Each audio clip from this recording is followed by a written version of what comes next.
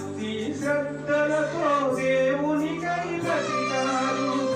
ఆస్తి అంతరించిపోయినా అధికారు మొదలు తల కురుపులమయమైన దేవుడు ఇచ్చినని పలికెను. ఆ దేవుడు తీసుకెళ్ళనని స్తోత్రం చేసెను. మహిమ పరిచెను, స్తుతి చెల్లించెను. మాదిరి కలిగిన బ్రతుకును చూపెను.